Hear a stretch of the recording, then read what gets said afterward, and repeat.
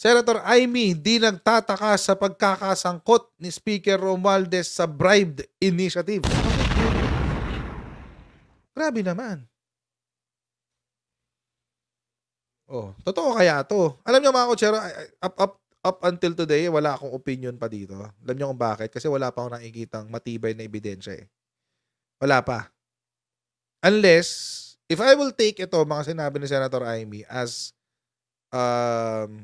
proof of Martin Romualdez's involvement dito sa bribing ng People's Initiative. Wala akong kumaga, it will just continue to gagatungan lang niya kung ano man yung existing na pinapaniwalaan ko na kay Martin Romualdez.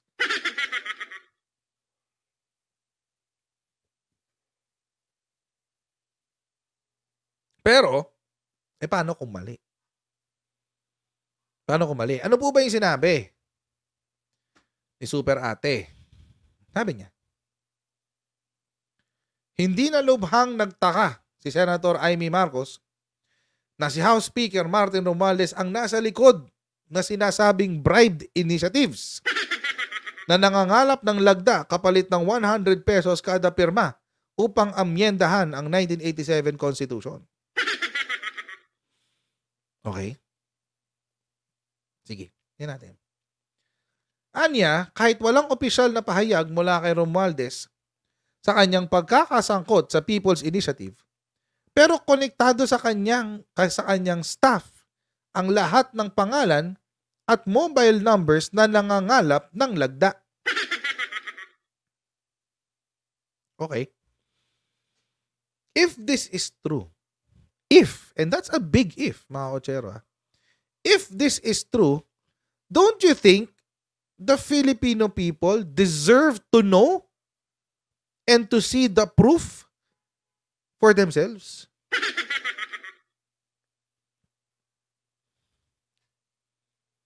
Alam nyo kasi mga kotsero, madali kasi magbintang. And I'm not saying na nagbibintang lang si Senator Amy. But what I'm saying is this. Parang yung pulburon.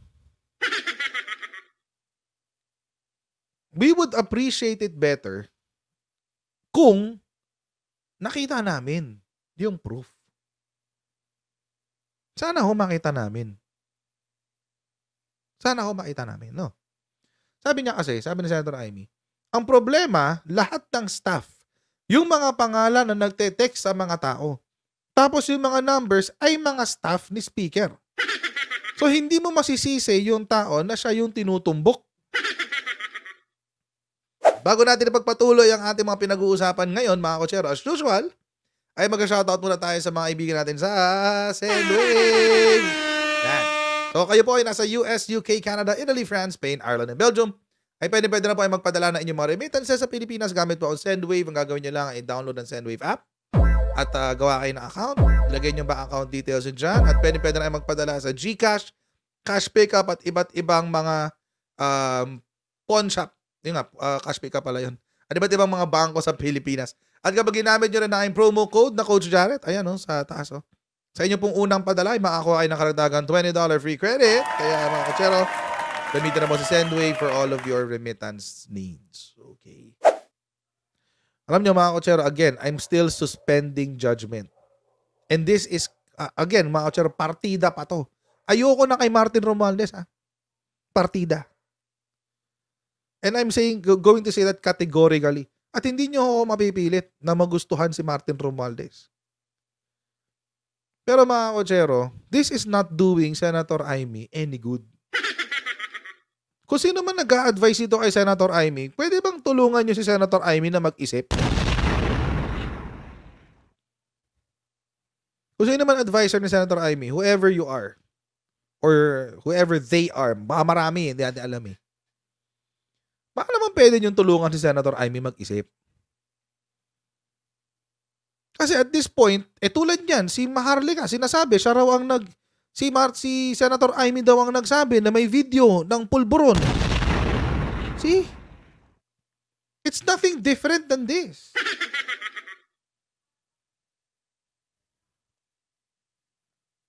Total naman pala, sinabi ni Senator Amy, merong listahan. May listahan daw May listahan ng mga pangalan at numbers, phone numbers ng staff ng Martin Romualdez. Sana ho pinakita nyo na.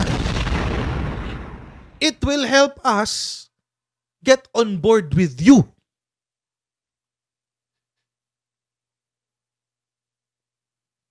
It will help us get on board with you.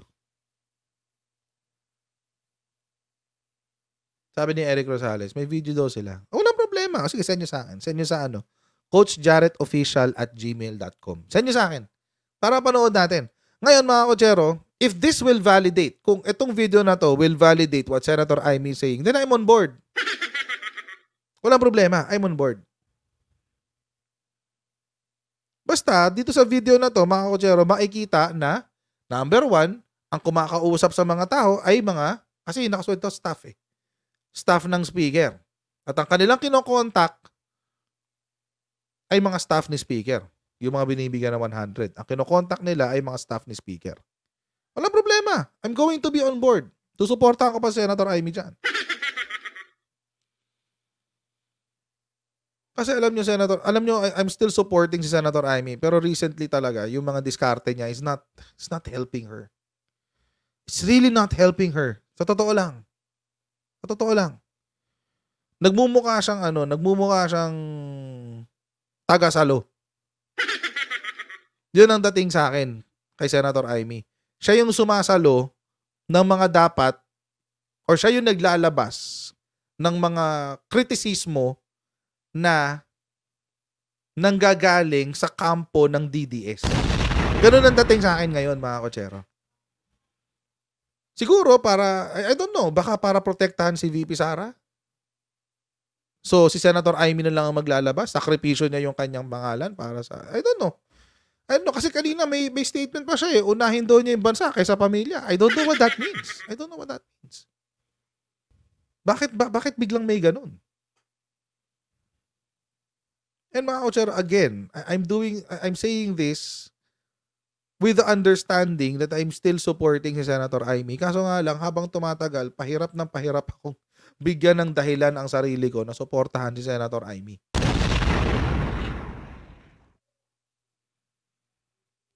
Agree naman ako doon. Sasabihin niya, teka, basahin ko nga yung, hindi ko sinama dito eh, pero sinave ko yung screenshot eh.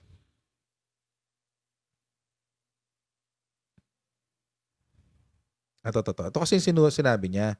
Siguro may tumutulak, may umuudyok, biglang nagkakaganito na, nagugulat naman ako. Alam ko napikon sa akin nung ilang buwan makalipas. Mabait naman yan sa akin. Who's that yan? Patayin na lang kasi pangalanan. Kaya okay lang, hindi naman personal to. Sabi nila, blood is thicker than water, kaso naman the country is more important than family, diba? Ganun talaga yun. Walang mga kamag-anak. Well, yun, tama yung last phrase. Tama naman yun. Agree ako doon. Walang problema doon. Agree ako doon.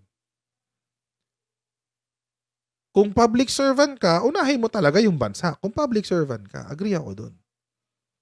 Kaso yung mga personal bickering issue nila, yun ang hindi ko naiintindihan. Bakit nagiging basis yung personal issue and bickering nila ng kanilang public policy? Hindi ko naiintindihan, guys eh. Pasensya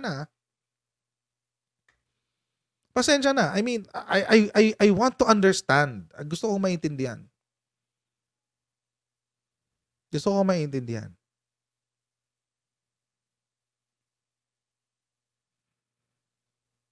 And yun, minsan na pag-uusapan namin ng misis ko, si Senator Amy. And one time, she told me, hindi nanggaling sa akin to, sa misis ko to nanggaling. Sabi niya, alam mo, love, ang sumisira kay Senator Amy, sarili niya. Totoo naman. I agree with her. Totoo yun. Kaka-Duterte niya, ang sumisira sa sarili niya siya. But anyway. Again, mga kotsero, ako gigil na ako kay Martin Romualdez. Ayoko kay Martin Romualdez. Kaya I want this to be true. Gusto ko maging totoo to. Kung ako tatanungin. Pero hindi ko sasakyan to kung hindi ako sure na totoo to. I would rather have Senator Amy, inilabas niya to. Halimbawa, ini-interview siya, sinasabi niya, ay bill to ng kuryente ko, wag na yan. Baka makita niyo yung bill ko ng kuryente. Halimbawa to, ito yung dokumento, ito pinunit ko na papel.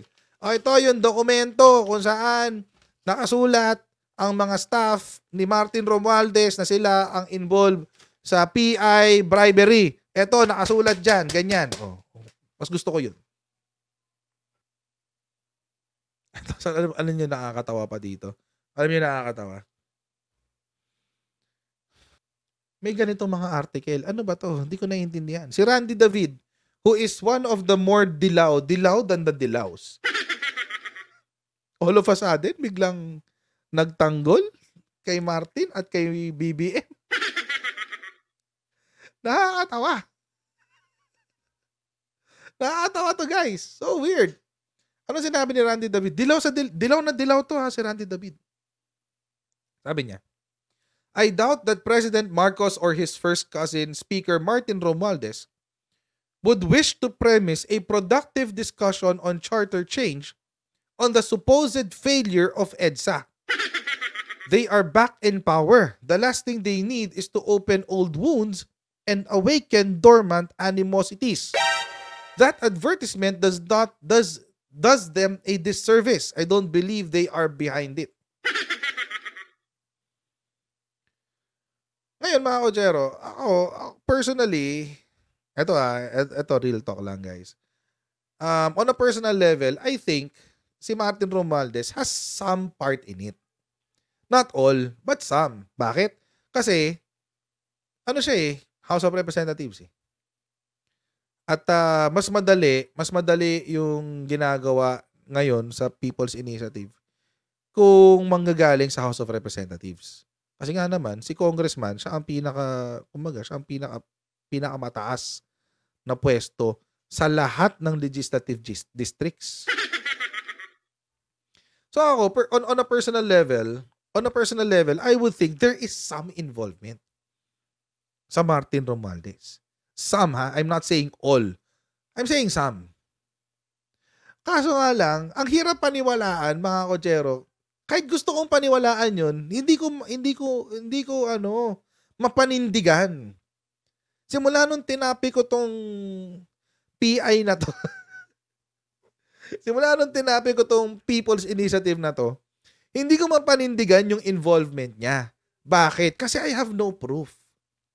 Wala akong ebidensya eh. Wala akong ebidensya. Kaya nga mga Kojero, itong nagsalita si Senator Amy, I want it to be true.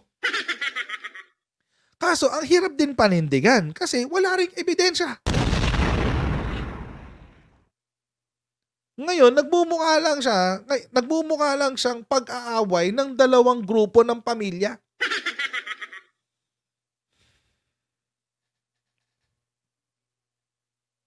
Meron dalawang grupo dito.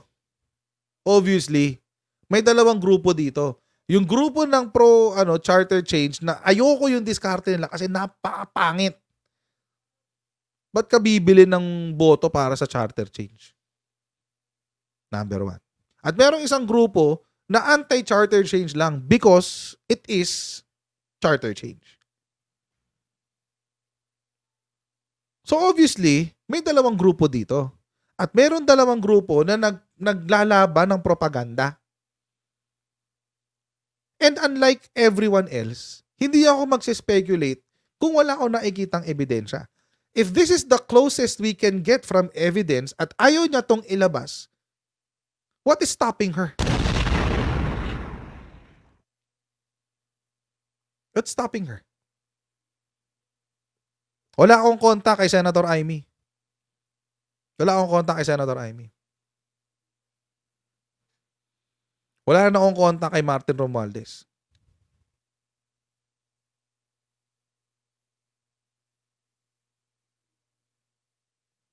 So akin mga Kojero, if you have proof, if you have evidence, if you have something that will give clarity sa isip ng mga Pilipino, why are you withholding it?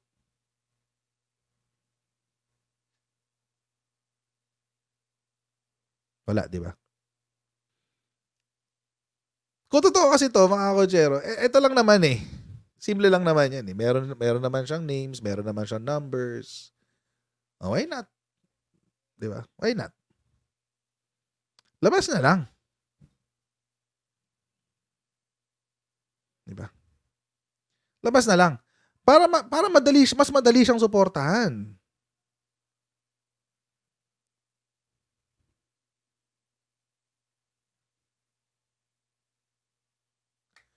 Para mas madali siyang suportahan. As much as I want to support si Senator Amy, ang hirap na suportahan eh.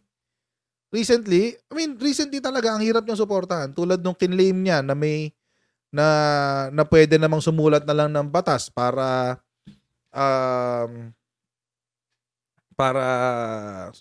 to supplement the Constitution. Eh, hindi naman totoo yun. Hindi totoo yun. It's not, so paano ko susuportahan yun?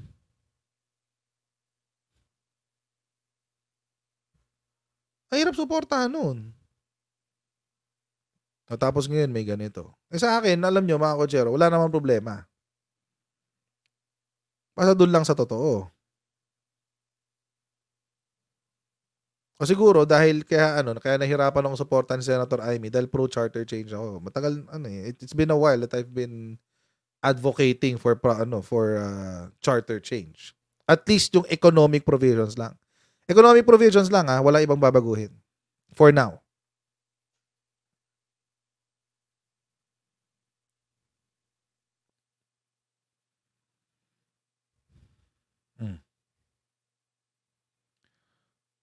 So as much as I want to support si Senator Amy dito, how?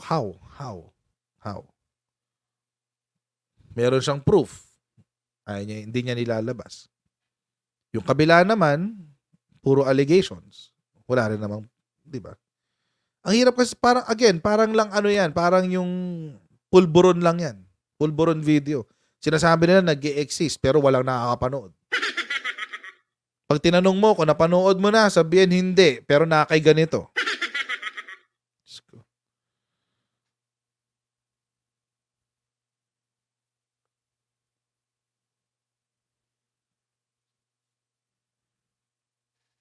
Hirap eh. Hirap suportahan.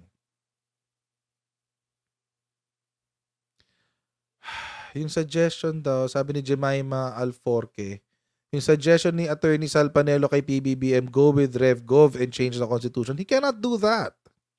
He's the elected president. He cannot do that. Alam nyo, yung Rev Gov na yan, ginagawa lang yan ng opposition sa sitting president.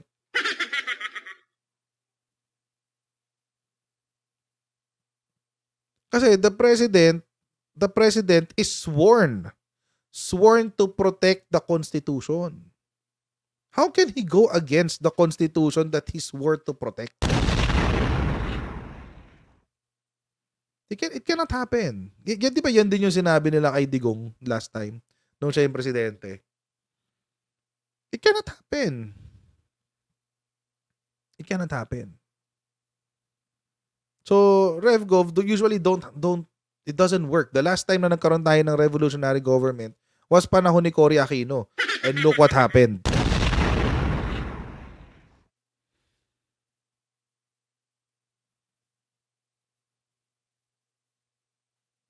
Look what happened.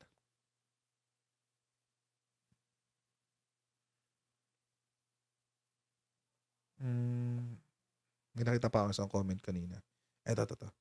How about anti-dynasty law? Etong sa anti-dynasty law, mga kotsero, ito nasa constitution na to. Pinagbawal na yan sa ating constitution, yung political dynasty. Alam niyo ang problema dyan? Ang nakasulat kasi doon sa anti-dynasty, sa political dynasty part ng ating constitution, merong very essential phrase na laging parang it covers all amount of sin. As provided by law. Ang problema, walang law addressing political dynasties. So, hindi mo ma-implement. Wala eh. So, ano gagawin? Ano gagawin sa political dynasties? Walang law eh. So bakit up until today, since 1987 up until today, nandiyan pa rin, kahit meron kang provision sa Constitution on political dynasties, hindi siya ma-enforce. Kasi nga, dahil dun sa katabi niyang phrase na as provided by law. Wala. Walang law eh. Hindi siya ma-implement. O mamaya pag-usapan natin yung kay Zubiri.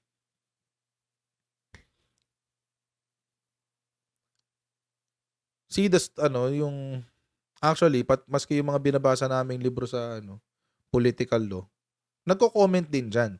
Bakit hinayaan ng gano'n na lang? See? Na yun, ha? Sila na yung sumulat ng mga libro on studying political law. Political law basically is the Constitution. Tapos, maski sila, kino-question nila, bakit ganun lang yun? Ba't hindi na lang sinabi na bawal ang political dynasty? Di ba? So, yun. Anyway.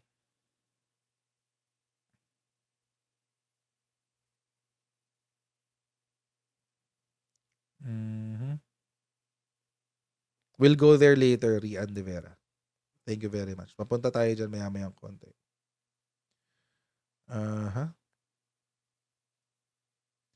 So yun. So whoever's advising Senator Amy on these things. Kasi ito pa pala yung issue.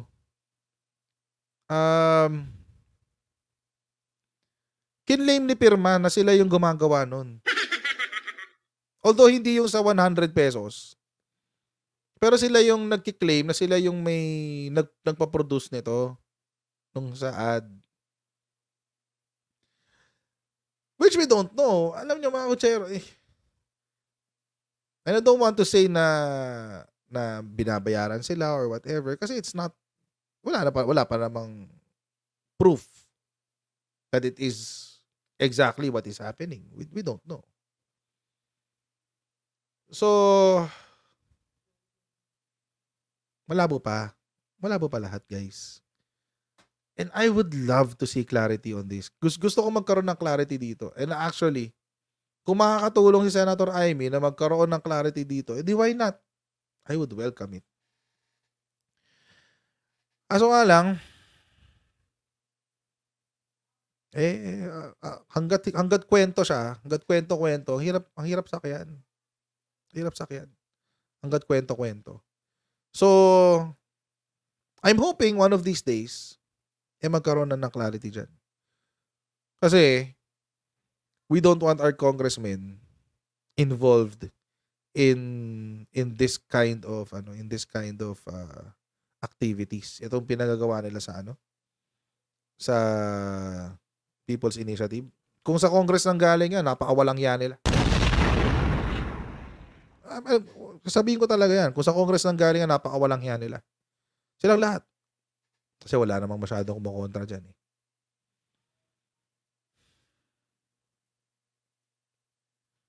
But we need proof. Ayoko ng ang dami kasing nagsa-speculate na puro na ang dami nagkukwento na base lang sa speculations. And ayoko kasi ng speculations. Ang hirap sundan ng isang bagay kapag walang ebidensya. Ang hirap suportahan ng walang ebidensya. So, I'm really hoping na kung magkakaroon ng investigasyon dito, magkaroon talaga ng sincere, honest to goodness transparency on what they will find. But I don't know. Hindi ko alam kung magkakaroon ng honest to goodness dito. Because politicians. Diba? But let's see. My mind is open. Open-minded naman ako. Let's see, di ba? Who has the best evidence? Mga kutsero, siya yung papaniwalaan natin. Hindi pwede tayo magbase sa pangapangalan lang. Hindi pwede, alam nyo mga kutsero, dapat gumraduate na tayo sa mindset na, hindi, sabi ng Marcos ganito. Sabi ng Marcos, ganito, kaya maniniwala ako sa kanya. Sabi ng Romualdez, ganito, kaya maniniwala ako sa kanya.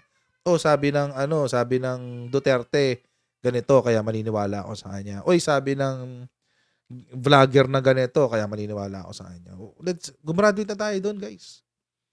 It's about time that we that we start deep diving on issues. Na kung gusto na talaga nating maintindihan kung paano tumatakbo ang politika sa bansa, we have to open our minds to practically anything. Practically anything. So we have to be more open to proof. Ebidensya.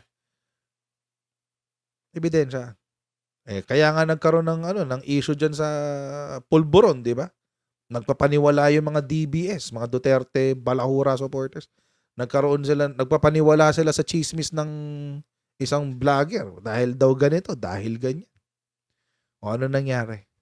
Hanggang ngayon, wala pa rin. Panay pa rin ang tanggol nila sa video. Non-existent naman. Non-existent eh. So as much as I would like to support si Senator Amy dito, ang hirap suportahan kasi meron siyang mga pangalan, meron siyang mga numbers, pero hindi niya nilabas.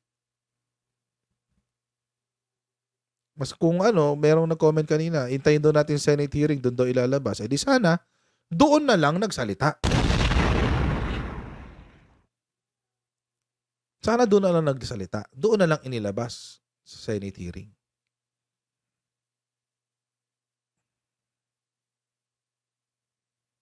Ang pangit kasi ng dating nung naglabas ka ng impormasyon, tapos, for what purpose?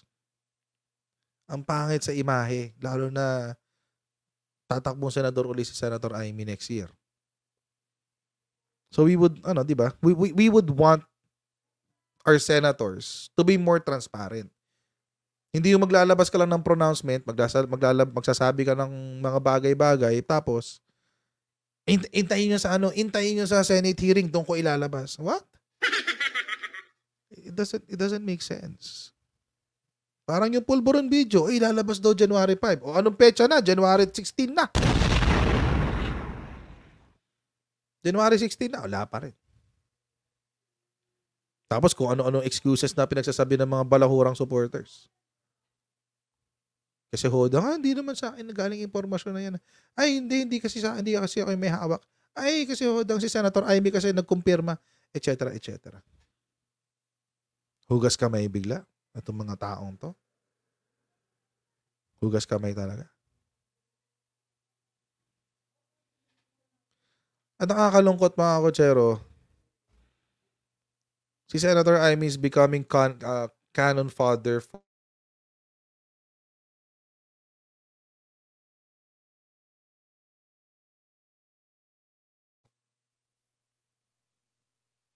siya yung ginagawang pambala ng mga balahurang supporters eh. Kahit wala namang basis.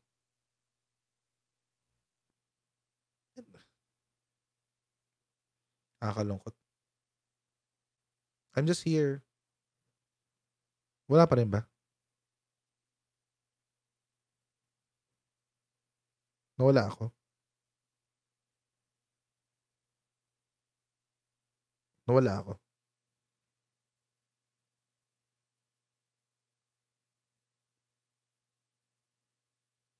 Yan, okay na. Okay, good. Nakakalungkot kasi ayoko makita si Senator Amy na ginagawa lang pambala ng kung sino mang ibang politiko dyan. Diba?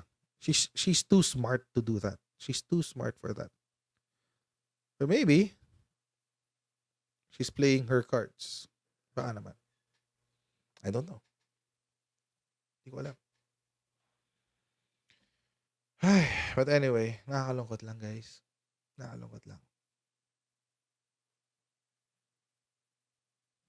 Nakakalungkot lang.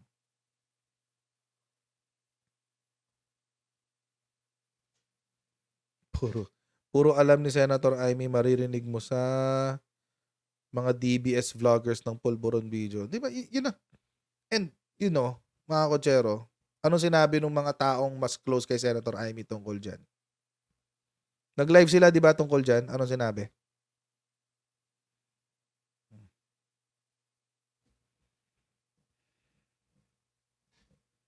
So, yun. But anyway. Nakakalungkot lang makitang ganito si Senator Amy. Kasi all of these will come back to her. And baka umabot sa punto na wala na. Unredeemable na si Senator Amy because, you know, I don't know. O see, example, yan, si June.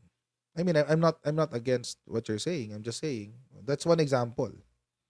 May damage eh. And she's putting her reputation and credibility on the line. For what? Alright. So, mga kotsero, hanggang dito lang po muna tayo for today's video. Okay, God bless all of you. Alright, please don't forget to like, share, and subscribe sa ating Coach Jared YouTube channel. And pa-follow na rin po tayo sa ating Facebook page. Hey, God bless all of you. Now, see you in our next live stream, guys. See you next time, guys. Bye!